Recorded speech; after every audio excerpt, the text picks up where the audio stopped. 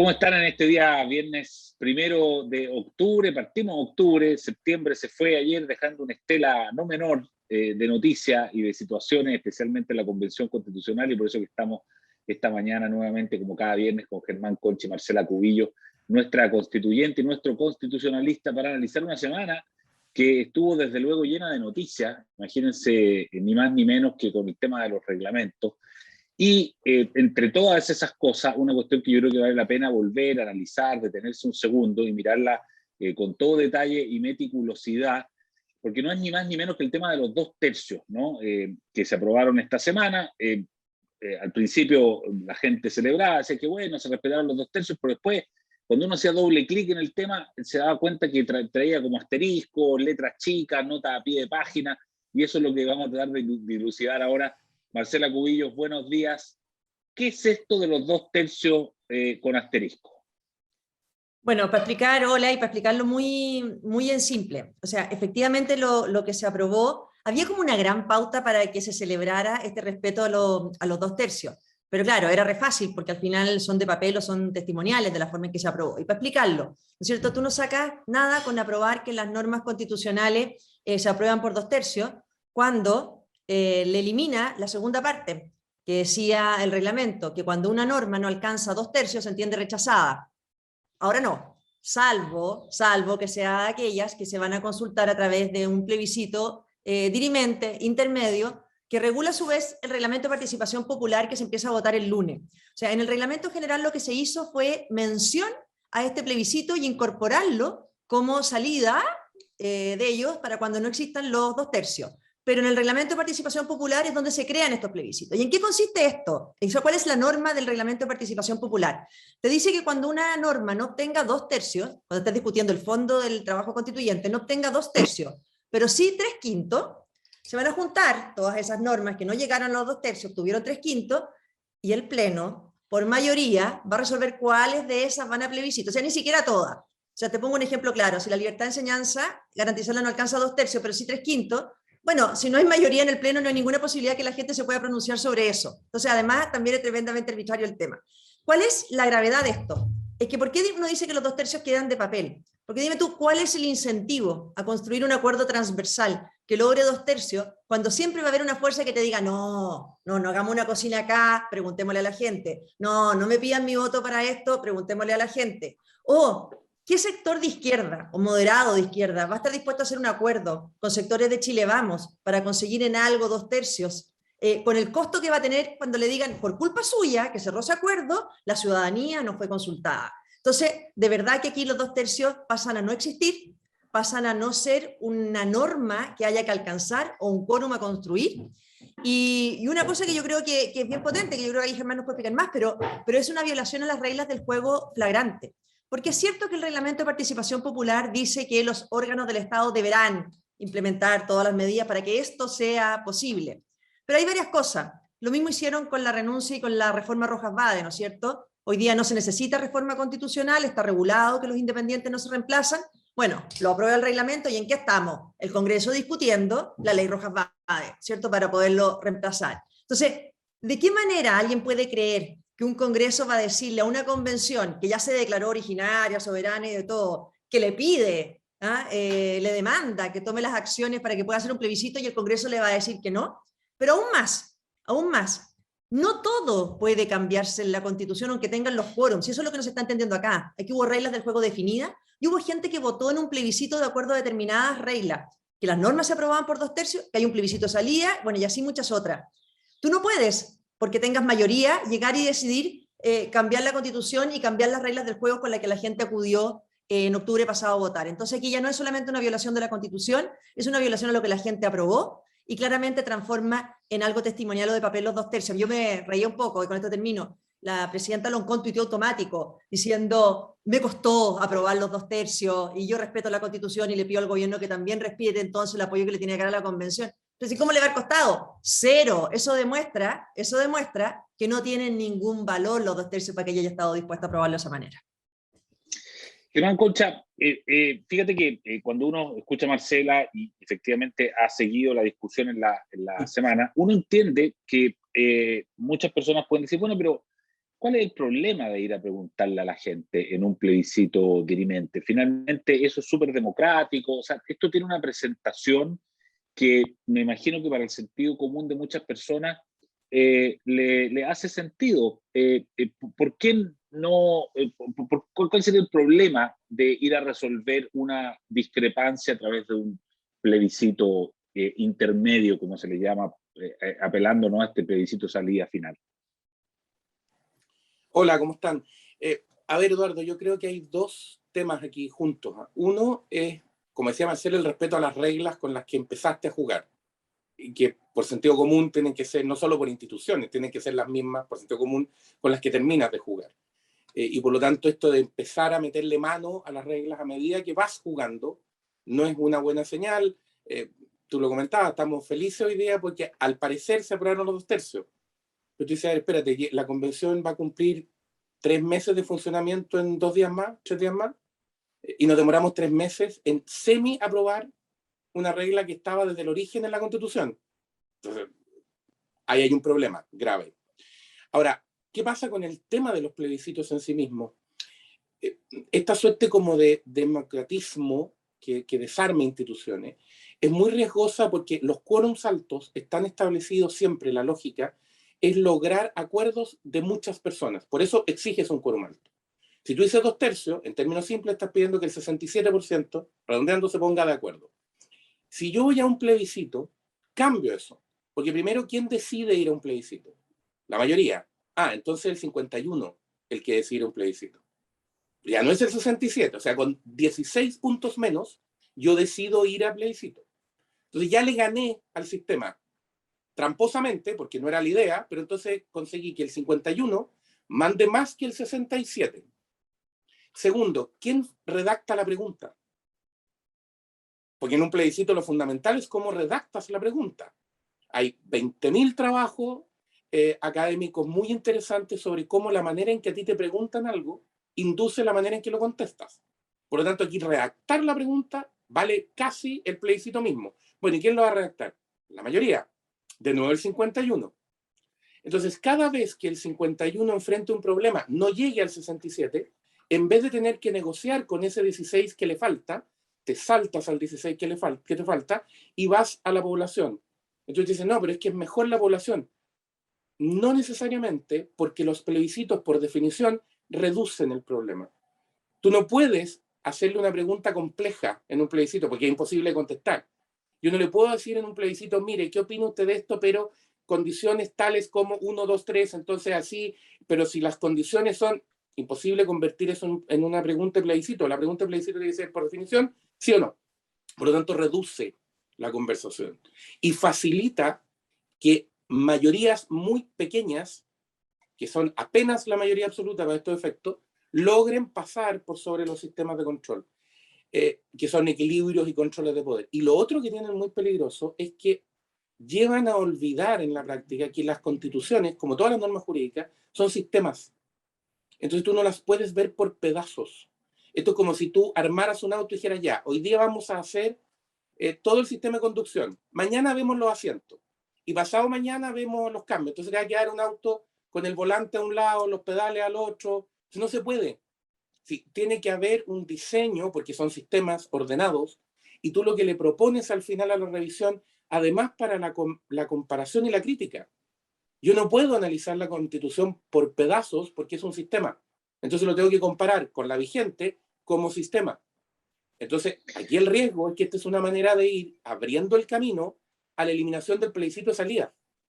Porque entonces lo que voy a decir después, y no quiero pensar mal de nadie, pero esto es súper fácil, establecer los plebiscitos dirimente durante el camino, y después decir, pero ¿para qué queremos un plebiscito de salida? Si ya se hicieron tantos plebiscitos en que la ciudadanía ya se pronunció sobre estos temas, ¿para qué, comillas, la cansamos innecesariamente? ¿Para qué le preguntamos de nuevo si ya contestó? Y ahí sí que el 51 se convirtió en el 100. Claro, y ahí los 2/3 se acaban. Una pregunta técnica, histórica, Germán Concha, porque Marcela mencionó recién que efectivamente la presidenta de la convención, Elisa Loncón, dijo, me costó votar por los 2/3, y el argumento que da, porque dice que esos 2/3 los puso Jaime Guzmán en la constitución de Pinochet.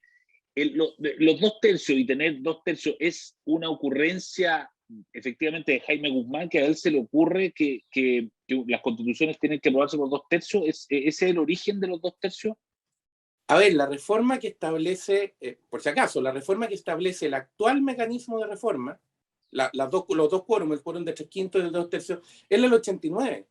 Es ahí cuando se hace este ajuste, digamos, y se baja el quórum, porque antes tenía distintos mecanismos de reforma con quórum separado, había más complejidades de reforma, pero el esquema actual es parte del plebiscito del 89. Por lo tanto, si quieren decir algo, bueno, ese es el, comillas, supuesto plebiscito de la transición. Supuesto digo en el nombre. Se dijo, este es el plebiscito de la transición. Bueno, ahí se establece el sistema actual. Y en cuanto a los porcentajes, 2/3 es una cifra bastante normal en los sistemas. O sea, nuestra constitución no es la más difícil de reformar en el mundo ni por mucho. Hay otras bastante más complejas. La constitución de Estados Unidos, reformarla es muchísimo más complicado que reformar la chilena, digamos.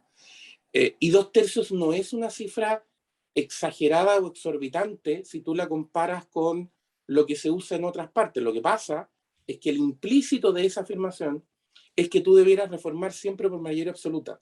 Eso es como lo que está atrás de la idea, que no requieres nada más que la mayoría absoluta. Y eso es la tiranía del 51. Sí, una cosa muy corta en esto mismo, sí. Citar a Fernando Atria. Él cada vez que lo critican por haber aprobado o votado a favor de los 2/3, dice siempre, yo no puedo entender que la gente no entienda la diferencia entre reformar una constitución por 2/3 que estar aprobando y redactando desde un hoja en blanco una constitución poniendo normas con 2/3. Entonces también separa las dos cosas, que obviamente que es distinto. Ahora, yo quiero ver que a quienes han criticado tanto, ¿no es cierto?, que esta constitución es muy difícil de reformar, tiene ese rojo, quiero tomar palco para ver los quórum que le van a poner a la que ellos van a redactar para reformarla. ¿Ah? ¿Va a ser fácil de reformar esta constitución?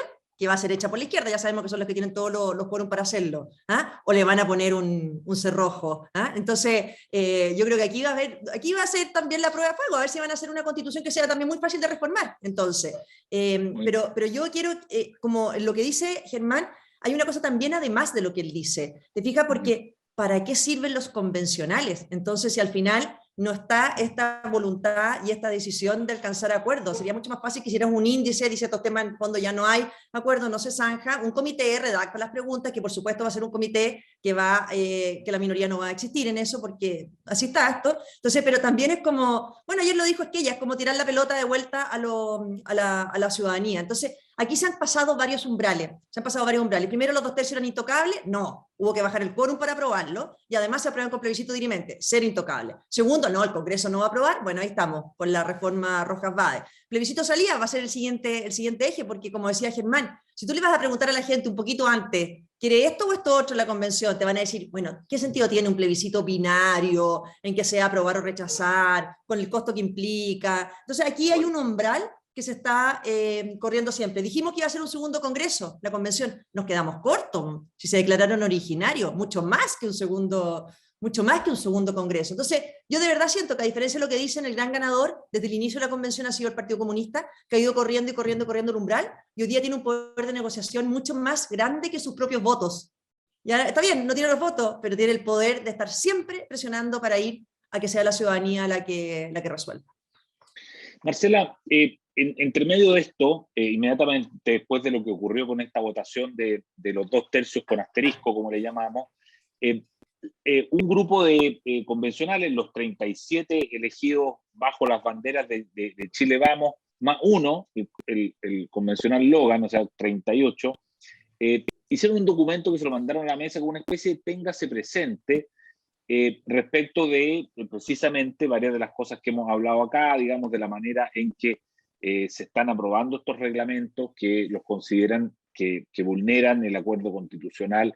¿Qué significa exactamente ese documento? Parece ser la primera acción política importante de este grupo completo, más 38. Se supone que con 39 ya se podría efectivamente recurrir a la Corte Suprema. Cuéntanos un poquito cuál es la importancia y el contexto de ese documento. Mira, muy breve. Primero obedece a que no nos dejaron debatir. Entonces, cuando tú apruebas reglamento como lo estás aprobando, sin debate, en que solo se permite que el que presentó la indicación tenga 2 minutos para defenderlo, pero tú no puedes fundamentar en contra de esa indicación o no puedes argumentar porque votas de determinada manera, no puedes fundamentar tu voto, eso de partida es una práctica tremendamente antidemocrática y falta la libertad de expresión. Entonces, no tenías ninguna manera de dejar constancia por qué votaste de determinada manera o por qué no votaste de determinada manera. Entonces, primero, intenta suplir algo que se nos privó y se nos impidió que fuera debate. Yo creo, a mi juicio, que este apuro y de no tener debate para este tema es por lo que dijo Baza, que la Constitución se va a empezar a escribir el 18 de octubre. Entonces, cuando ya tienen la fecha definida de cuándo va a empezar, para atrás anda eliminando todo, aun cuando sea la libertad de expresión y el debate democrático. Entonces, primero era suplir eso. Ahora, ¿qué quisimos hacer ahí el grupo de convencionales? Es dejar una constancia, porque hay muchas normas en que nosotros, a pesar de que dijimos que se aprobaran por 2/3, tenían que aprobarse por 2/3, ninguna de ellas se le fijó ese quórum.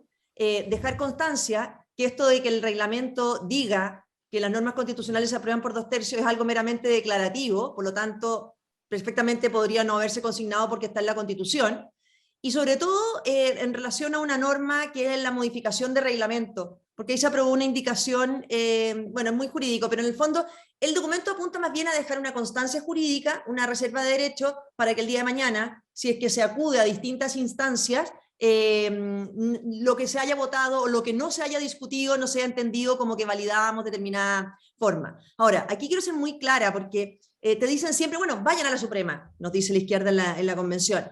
Nosotros no tenemos el cuarto, nosotros no tenemos los 39 convencionales para ir a la Suprema. O sea, obviamente vamos a tratar de construirlo, creo que lo de los plebiscitos no es un problema de quórum, es alterar algo que la Constitución dice, que la convención no puede alterar la forma de funcionamiento ni la forma de adoptar acuerdos, y eso ya completo. Obviamente que siempre vamos a tratar de construir esa mayoría, pero lo que no puede ser argumento para una mayoría de saltarse la Constitución porque el resto no tenga la capacidad de reclamar ante esa infracción a la Constitución si la Constitución los obliga igual, reclames o no reclames. Entonces, este juego de decir, no, hacemos lo que queremos porque total al frente no tienen las herramientas jurídicas para reclamar la infracción, es poner a la mayoría de los convencionales en una posición de privilegio, porque ningún chileno puede decidir cuándo cumple la Constitución y cuándo no.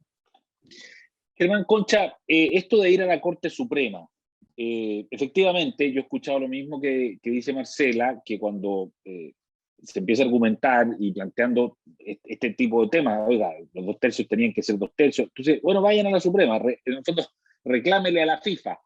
¿Qué sentido tendría ir a la Corte Suprema? ¿Tú crees que eso podría, sirve como un resguardo de algo, o a ti te parece que el tema de la Suprema puede ser simplemente una cuestión más declarativa que otra cosa? No, o sea, a ver, yo creo que todos estos procesos, si están sujetos a institucionalidad, y entendíamos que estaban sujetos a alguna, digamos, tienen que tener un órgano que sea capaz de controlar ese respeto efectivo. Es la demostración de que los propios convencionales, de que la propia convención queda sujeta a algún poder que no es una institución de origen divino, sino que es una institución creada por el orden institucional que a su vez diseñamos los seres humanos, que es lo que hay, digamos, y por lo tanto es con eso con lo que se trabaja, y por lo tanto es muy importante, vale la redundancia, el rol de la Corte Suprema al respecto. Ahora, como dice Marcela, el problema es que todos estos mecanismos suponen una cantidad de firmas. Entonces, si tú no tienes la cantidad de firmas, lo que puede hacer la mayoría es hacerte un poco de bullying. Entonces, perdónense la expresión, pero es gráfica, es decir, a ver, anda si puedes.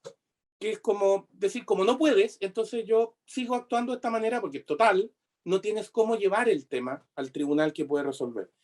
Yo en eso creo que en el último tiempo en el debate constitucional en Chile se ha instalado, no tengo una palabra mejor, así que no existe en castellano, antes que me reten, pero yo creo que se ha instalado una suerte de rendicionismo, que es como, ya, tengo una situación peligrosa al frente, entonces, en vez de combatirla, porque es difícil, es arduo, y yo felicito la labor de Marcela y de los convencionales que dan la pelea todos los días, porque tiene que ser atroz de desgastador estar en eso.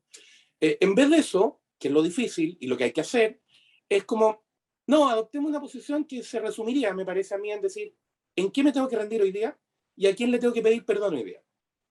Y entonces cumplo con eso, porque en el fondo lo que está detrás es pensar que si hago eso todos los días, voy a controlar a esta situación, voy a lograr que se suavice, que sea menos dramática la situación. No, si me rindo hartas veces, capaz que al final me terminen tomando cariño, digamos, y por lo tanto no hagan estas cosas.